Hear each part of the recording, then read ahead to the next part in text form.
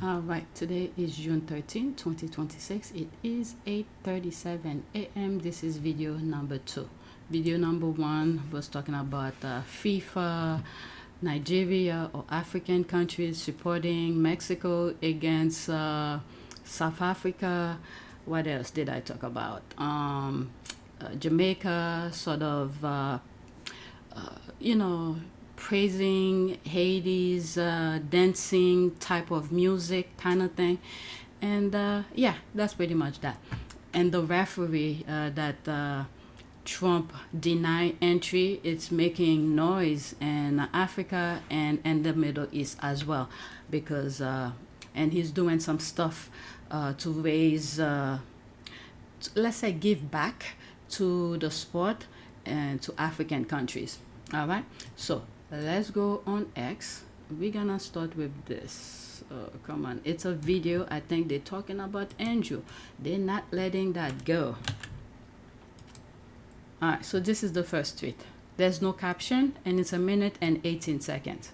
It is stories like this that are the reason why I will always refer to Andrew as Prince Andrew.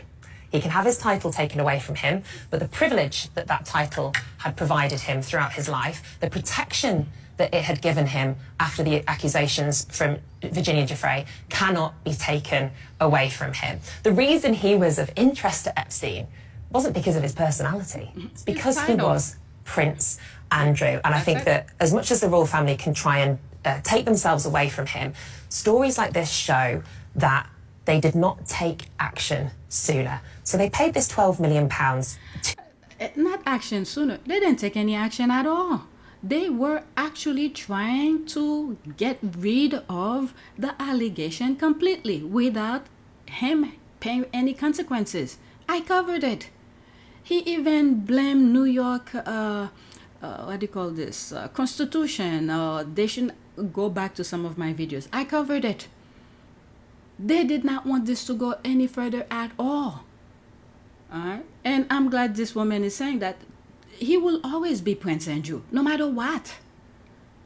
To Virginia Giuffre, a person who Andrew himself said he had never met. We now know that that photograph does exist, and Ghislaine Maxwell confirms that it was real. Why would he pay £12 million for a person that he had never met? And why would the Queen, as much as, you know, we as a British society love and adore the Queen, I think we have to be asking serious questions about what she knew and why she paid this woman, Virginia Giuffre, £12 million. There was also a clause in the settlement that said that Virginia, a victim of sex trafficking, was not allowed to talk about it in the run-up to the Jubilee. I think it's disgraceful. All right, let's see some of the comments. They're finally talking real things there in the UK. Why are they still protecting the biggest pedophile cartel in world history? Pedophile brother should have been dragged to court and prosecuted ages ago. None of the people who are on the Epstein file is prosecuted. Nobody. They're spending more money to keep it secret. All right. Could this be because of all the other skeletons in their closet? Are they going to drag their feet for 100 years? And all the things that's going on around the world, okay, with let's say the division, what's happening in the US, they did their work to put these people in a position of compromise where they're losing their integrity. They rather lose their freedom to protect that, because they get them in a very bad position. And after all of this, the children who lost their lives in the process The women who still have the guts to stand up and speak their truth, my goodness, okay? Hear no evil. The Met Police and Epstein, the inaction of the Met Police sends a clear message to victims of sex trafficking. Coming forward changes nothing. It needs to be heard. Virginia Guthrie said her Andrew interview pulled because of Kate and William. Yeah, there's a video. I don't know if I have it, but I have a screenshot of that U.S. presenter was talking about that. They knew and said nothing. Yep. All right. Saved by royal blood, we are not all equal in the eyes of the law. The police will not investigate royals. They will never have to face any consequences for their action. All right. Let's leave that alone because I have other videos to share with you. And those division that you see that's going on, the riot that's going on in Ireland and all of that, you know, they instigated. I've shared some videos with you guys where this guy who said that that was his house, he pleaded with those people, telling them, this is my house, don't burn it down. They didn't care. All right. They want to create the noise, distraction away from the royal family. It's always the case. Now, this is not to say I didn't follow it too much, so I cannot speak too much about it. There was an incident that happened, I don't know where, if it's Ireland or the UK, where this black guy did the heinous crime. So they used that, okay? We should also investigate what led him to commit that crime as well. So nothing really started out of nowhere. So there have to be an action and reaction. So they used that to rally up. That was the opportunity to take attention away from their nonsense and focus it. Now I think it's turning out to be like a race type of things. It's no longer about what the black guy had, the crime that the black guy had committed. The focus have shifted completely. But anyway, again, I'm from the outside. Many of you could say, don't talk about it, but I'm just saying what I saw. And you could add to it or remove, correct me in the comment section. But from the outside, this is what I'm seeing. All right, this is the next video. There's no caption. Okay, should we abolish the royal family? All right, so let's listen. It's 2 minutes and 11 seconds. James, are you saying you are more comfortable with having a family of unelected people who are born into that position, sitting in a position which is above the elected government that we have? I don't understand why you're more comfortable with the undemocratic top layer that we have at the moment, rather than reverting to a fully democratic system where we don't vote for an individual, we vote for a party. Because it goes on past experience. So for the majority of my life, Queen Elizabeth II was ruler. Queen Elizabeth II, by the majority of accounts, was a fantastic person, did lots of charity work, was relatively clear of scandal, as far as I know, as far as royals go. She's gone. A lot of the people that have been elected into power since I've been alive, whether it be presidents, whether it be prime ministers of various countries, have questionable at best. So when democracy has taken its course and people have been voted in, those people haven't necessarily shone a light throughout the world, whereas I think Queen Elizabeth... Well, at least people have the option to remove them from office. But these, the royal family, they stay there for life. And then they're committing crime because they know they are protected. His reasoning doesn't make sense. And then the person he's making reference to is dead. She's no longer alive. The kind of whatever principle that he's claiming the queen had, she knows how to hide it and stay quiet. And then you see the fragile old lady face, and then she's doing her crime in the background. And then she's still protected. She's protecting her kids, who's committing hideous crime and all of that. But at least an elected official, people can vote them out. The second is looked back on very fondly, whereas our current elected leaders of various countries aren't. So what if we had, just to deal with the fact that the royal family is a factory, right? The royal family is a massive PR machine. It's a circus. Right. One of the reasons that we Circus. don't know about the level of scandal within the royal family, or haven't always known it contemporaneously, is because we're not allowed to know about those things. You've seen the way that super injunctions have been imposed, the restrictions on those things. It's not because the royal family has been this clean, kind of holy, very exquisitely moral family. It's because through the system that we have, they are whitewashed. Their characteristics are whitewashed, and therefore we don't see what there is. There's a lack of transparency around That's that. So let's flip this then. If Queen Elizabeth II hadn't been who she was, if we had had somebody who was a bit more scandalous, would you be comfortable with that being the person who sits in a position above the Prime Minister? This is something I raised in the past before. If they want to keep the royal family, okay, if this is the bloodline they want to keep in position of the monarchy, can the people vote which one of those royal family can be the next monarch, instead of just going based on order of birth? Wouldn't that be better as well? And they could remove themselves, say, I don't want to be the monarch. Then you go to the next best. All right, so let's leave that alone. Next video. Again, this one has no caption. With the, see if I could read this in red. I think that most of the general public will assume that the monarchy are at the mercy of the British press, when the reality is there is a far greater level of manipulation that goes on from the royal court to the media than Joe public will ever believe. All right, let's continue. Kate gets... Oh my God. I mean, well, 4 minutes. the point is Kate just does not put her foot wrong.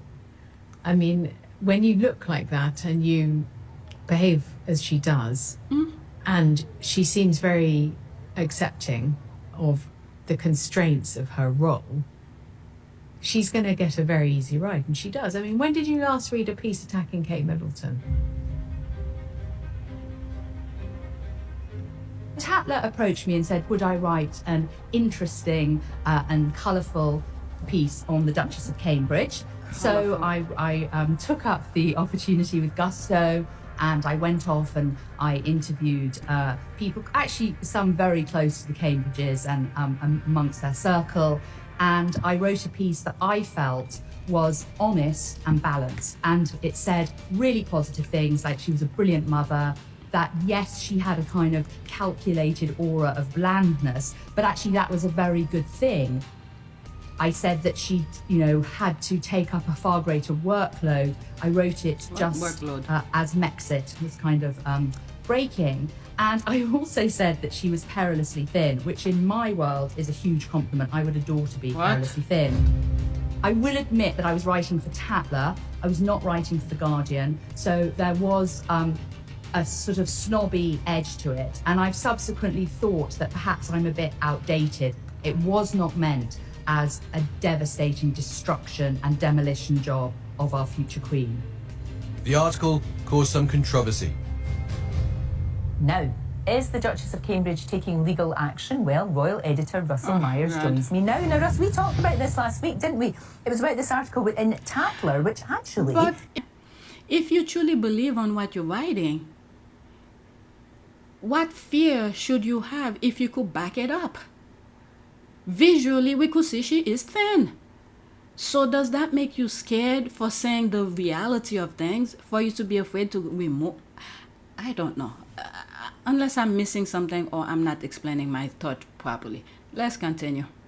Is usually the kind of Bible of the upper class, but the royal family, and Kate in particular, not happy.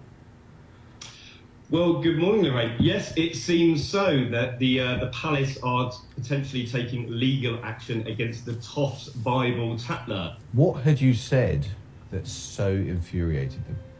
My instinct is that it's actually to do with class, and that I have touched a nerve, because they were paragraphs about Kate's mother, and you know, and actually even in the article I said that it seems that Mrs. Middleton puts people's backs up in a way that Kate doesn't. I said she has exemplary manners, she's incredibly polite.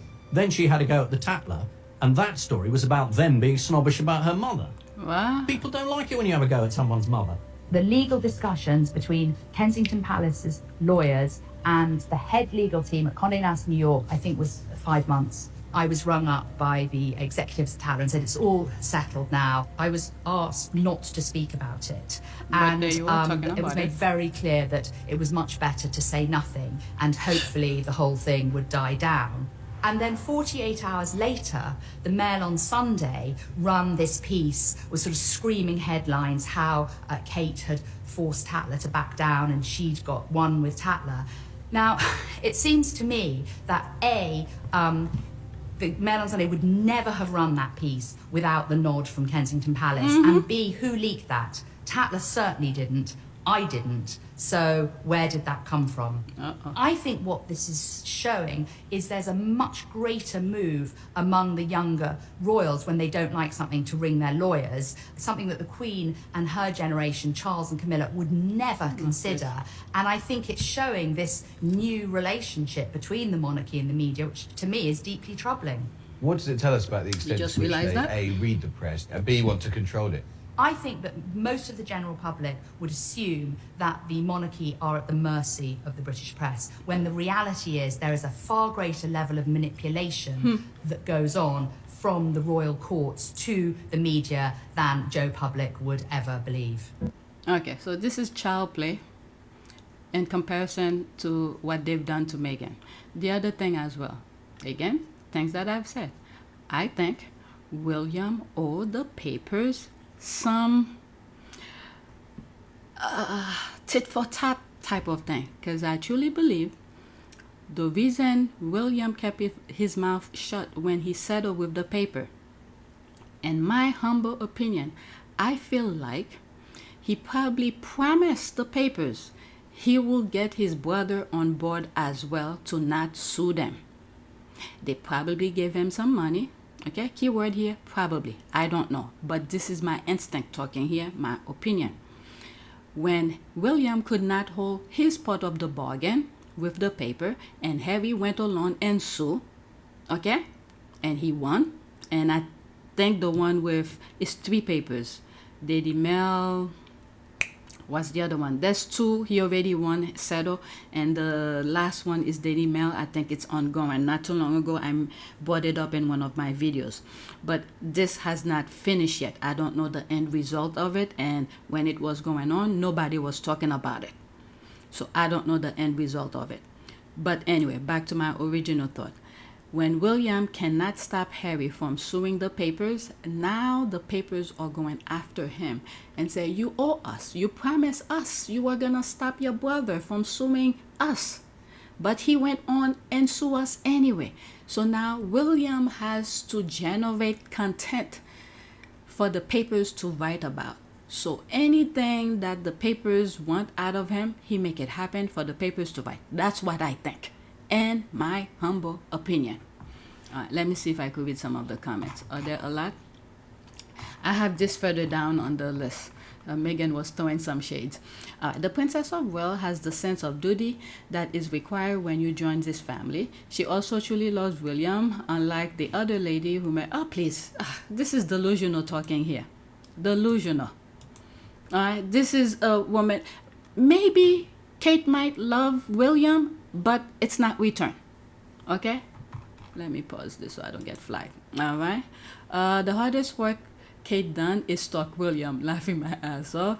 In the 20 years she's been a part of the royal family, she has done nothing. She's lazy and unmotivated. Without her marriage to the heir, she would be a bum. Oh my God.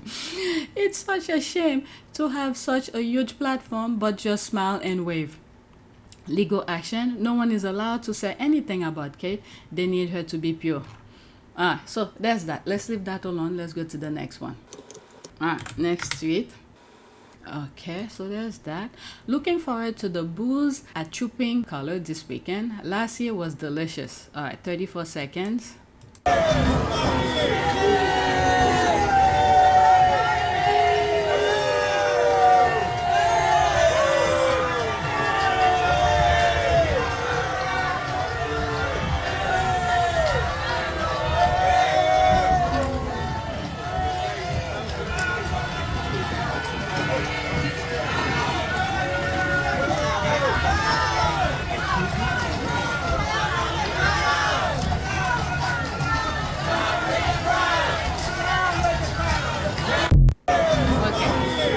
I'm hearing some boos and I'm hearing some long live the crown. I don't know when. Oh, I think it's today, the 13th, because someone corrected me online. What I think they're gonna do, based on last year's this video here, I think that was last year video, because they saw there were some boos, so they're gonna bring their people to counteract that. So that's that. There's me here. I need to pause this so I don't get flagged. So there's my comment here. When was that? Trooping the Color 2025. I thought that was really... Oh, okay, thanks. When is it this year's version? All right, Saturday, 13 June, tomorrow, which was yesterday I was talking to the person about, and I was like, oh, I should have known, because once I saw this, because the squad did those images out of it. There it is, 13th June, heaviest agenda. All right, so that's that. Let's leave that alone. Next tweet. Okay, so there's more. Okay, let's go to the next one. Okay, so let's see this here. Derangers, Daily Mail, toxic British media. You all are sick in the head. Leave Meghan alone. You hungry and obsessed grifters. All right, let's see what she has to say here. Facts, bullseye. That's exactly what Meghan tried to do with the Wells family. All right, let's listen to this. It's almost 2 minutes. Screenshot. When someone is constantly trying to discredit you, turn people against you, attack your reputation, or control how others see you, you have to stop asking, what did I do? And start asking, what about my existence threatens them? Smear campaigns are not always about wrongdoing. Sometimes your confidence threatens them, your discernment threatens them, your independence threatens them, and your refusal to submit to manipulation threatens them. Once certain people realize they cannot control you, they switch strategies. That's right. Now they try to control how other people see you. That's it. And that is why smear campaigns feel so obsessive, because they are. The people leading the smear campaign are obsessed with you. They are obsessed with destroying you. Here's the thing. Healthy people do not become obsessed with destroying others. They just don't. Healthy people move on. Healthy people address conflict directly. That's right. They do not build entire narratives around destroying another person's credibility. If you have experienced this, here is what I need you to understand clearly. People who are deeply secure within themselves do not spend any time trying to erase other people. Therefore, it is a them problem. That's right. Not a you problem. Okay. I think once I'm pausing it. Oh, it's done. I think once Meghan once she understood the game the royal family was playing, it clicked to her. She had to get some help and everything like that, but once it clicked, she moved on. All right, so I read the comments. Let's move on to the next tweet. Okay, so another video. No caption. I don't know why they were posting these, but I was putting them on the list. The royal family effed off, Meghan won. All right, let's listen. This one is longer. Look at the royal family. Now they're being much more open. Look at the royal family hugging, kneeling down, shaking hands rather than curtsying. The effect is the opportunity to say we've been changed by Meghan. Historically, the monarchy had not promoted peoples of colour into important positions within the household. And Meghan and Harry's discussion with Oprah Winfrey has shone a light on those sort of implicit biases.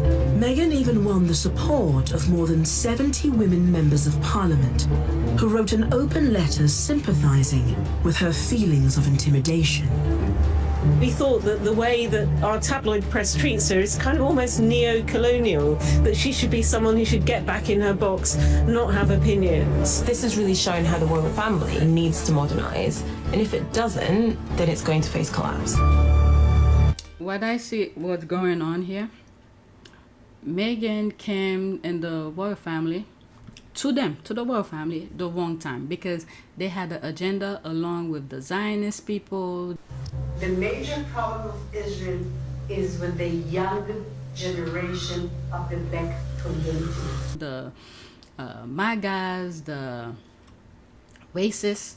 She's mixed race, she's American. They were doing that thing under the radar the wrong time because they had an agenda along with the Zionist people, the MAGAs, the racists.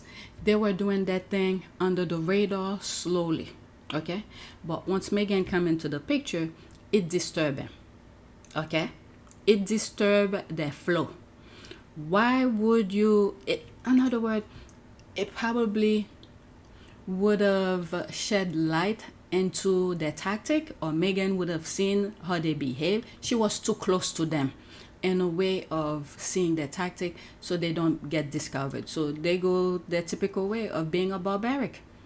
Try to attack her and behind the scene, while in front of her, they're showing she's welcoming, she's all of that. There's people pushing and there are people pulling, all in the same direction. So you're being what, pushed by family? Yeah, my family looked great, and so did my friends, and so did Charles's family. They liked me. They were very good to me when I was a guest. What does that mean? Means it changed when I was a daughter and the positions changed. Okay. Undermine her thing. Let's say, for instance, when Omid sent a list of questions for Meghan to respond. This is something I've said in the past, and it's my opinion as well. When Omid sent the list for Meghan to respond for finding freedom, and then she responded to it, and then what was the person who helped, who took the question to give to Omid, his name was appeared in court document. He claimed he had something to do with co-author of something. Oh my God, what's his name? It's not Simon Case. Simon Case came later on regarding Syndrome Summit. Jason Kenoff, that's it, Jason Kenoff. I think once Meghan respond to Omid's question and gave the response to Jason Kenoff, I think, in my humble opinion, William intercepted it. And then once William intercepted it, he put whatever he wanted as his own response to what Meghan said. Keep in mind, Jason Kenoff was an employee of William, but he was there to help both of them.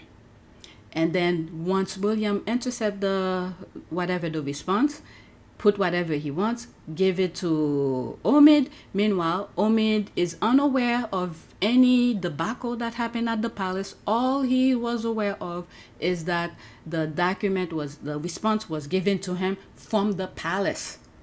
Okay? Meghan didn't know, Omid didn't know. The only two people who knew was, in my humble opinion, William, or whoever took the paper in the palace from Jason Kenoff. Could be William, could be somebody else. Again, my humble opinion. And then that's how Finding Freedom had some discrepancies in there. Okay? And then they did that again with Omid's second book, Endgame or something like that. Now, in this aspect, to create a different narrative, they're not racist or whatever that was going on in their head. Okay, Endgame was translated in many different languages. All the other languages had the same exact thing with the exception of one language. Was it the Dutch? I think it was the Dutch. And then you see what happened. They wanted somewhere where they want that to originate somewhere that's away from them, from the royal family, the royal rights, you name it. Okay, they want originator of things so they could make it public. That way they don't get sued for it. So they did that, the manipulation of that book with one language. Meanwhile, all the other languages did not have that discrepancy. So which means they pay somebody to do that, in my humble opinion. And then quickly, what's the other guy? Piers Morgan went on national television to open his mouth. I will never believe it. But now we can start the process of finding out if they ever got uttered, what the context was, and whether there was any racial intent at all. Like I say, I don't believe there was. The royals who are named in this book are King Charles and Catherine, Princess of Wales. Okay, to take it. So now they cannot sue, what's his name, Piers Morgan, for saying it because it originated from the book. A book that was manipulated, sabotaged. You understand what I'm saying? But anyway, these people, oh my God, all of these are unnecessary. Unnecessary. Just because they have a narrative they want to go by, they refuse, even though it was proven over and over and over and over again, their narrative stupid, is nonsense. This is what they believe in. They will destroy anything to continue with their stupidity. All right, so let's continue. By September 2019, Meghan Markle had been the Duchess of Sussex for just under 17 months. She and Harry made another overseas tour, this time to Southern Africa. Once again, Meghan connected with Commonwealth citizens in ways that other royals could not. I am here with you as a mother, as a wife, as a woman of color, and as your sister. Prince Harry wanted to discuss 5 different options for his future life as a working royal. One of them was living in a Commonwealth country, working on their own business plans and their philanthropy, and still serving the crown, and that's probably the one that they wanted to do the most. But Prince Charles and Queen Elizabeth II said, no, this is not an option. You're either all in or you're all out. And they chose all out. You can just... And by the way, that was something that was chosen for them. Okay, that's when the printer issue came up at the Sandringham Summit. Harry wanted them to change it for 50-50. Nope, it was already written, and when Harry asked them to change it, they said the printer is broken. Began to address Granny about the 5 options. Your Majesty, you've seen the 5 options? Yes, she said. We all had. They'd been emailed to us. 5 different ways of proceeding. Option 1 was continuance of the status quo. Meg and I don't leave. Everyone tries to go back to normal. Option 5 was full severance. No royal role, no working for Granny, and total loss of security. Option 3 was somewhere in between. A compromise, closest to what we'd originally proposed. I told everyone assembled that, above all, I was desperate to keep security. That was what worried me most, my family's physical safety. I wanted to prevent a repeat of history, another untimely death like the one that had rocked this family to its core 23 years earlier, and from which we were still trying to recover. I'd consulted with several palace veterans, people who knew the inner workings of the monarchy and its history, and they all said option 3 was best for all parties. Meg and I living elsewhere part of the year, continuing our work, retaining security, returning to Britain for charities, ceremonies, events. Sensible solution, these palace veterans said, and eminently doable. But the family, of course, pushed me to take option 1. Barring that, they would only accept option 5. We discussed the 5 options for nearly an hour. At last, the bee got up and went round the table, handing out a draft of a statement the palace would soon be releasing, announcing implementation of option 5. Wait, I'm confused. You've already drafted a statement? Before any discussion? Announcing option 5? In other words, the fix was in this whole time? This summit was just for show? No answer. All right, so that was a choice that was made for them. Okay, I think they even said it in court documents, and also Harry mentioned in his book. Exit, and set up your own life wherever you want to set it up, but you will not be a senior member of the royal family. And they took a big risk and said, fine, we're out of here.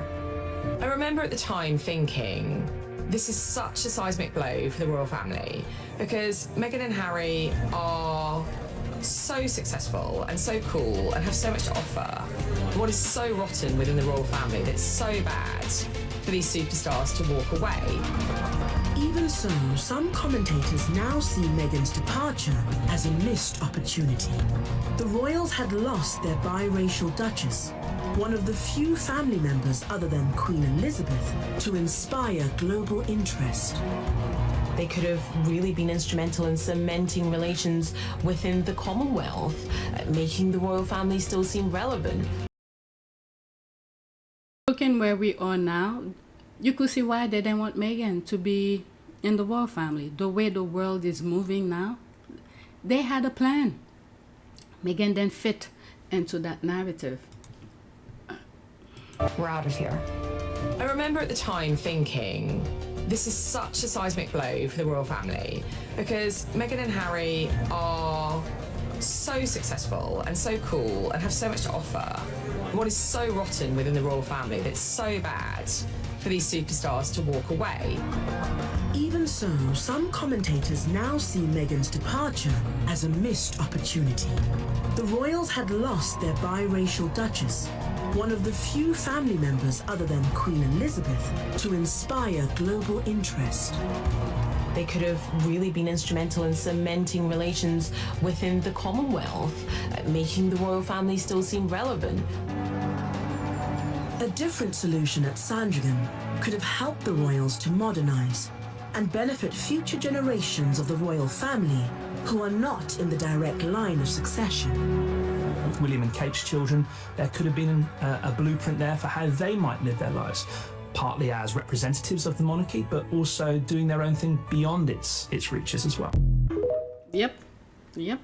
All right, so let's leave that alone. I'm already past 30 minutes. Let's do a prayer. All right, the last video I said pray for unity, and I read the first one, so let's read the second one. Dear Lord, your word says that your love binds us together in perfect harmony. We are all flawed, but help us to show one another the same patience and love that you show us every day. Help us to forgive freely and work for peace. Amen. All right, so that is it. Please take a moment to subscribe, like, and share. If you want to support this channel, there's a PayPal link and a Cash App link in the description. You could donate. Those who have donated, thank you. All right, so that's the video I made public on my last recording. All right, so that's that. And when you come across my videos, if there's certain things that I say in the video you would like for me to turn them into a short video, let me know, because my videos are not scripted. All right, so that's it. Thanks for watching.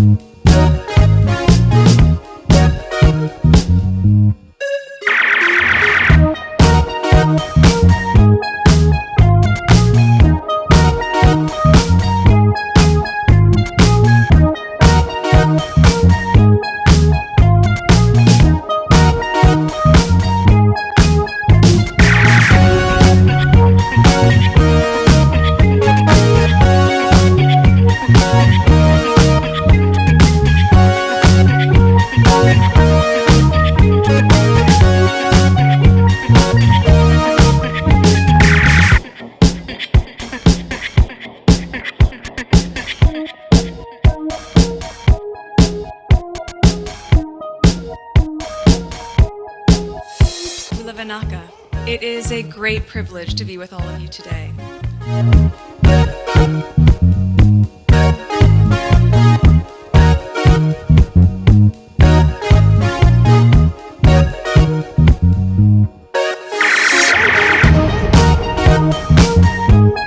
You know, we ask for forgiveness and please come back.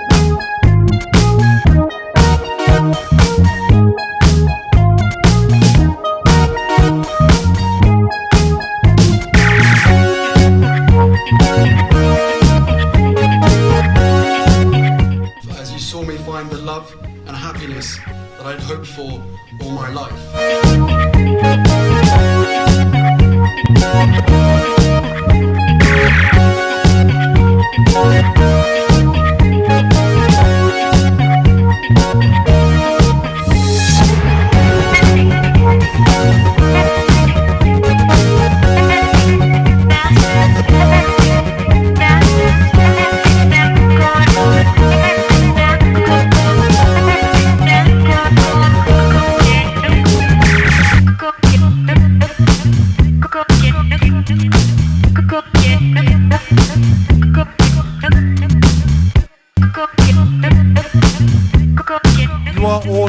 together. And if I may speak personally, we are all in this together, because asking for help was one of the best decisions that I ever made.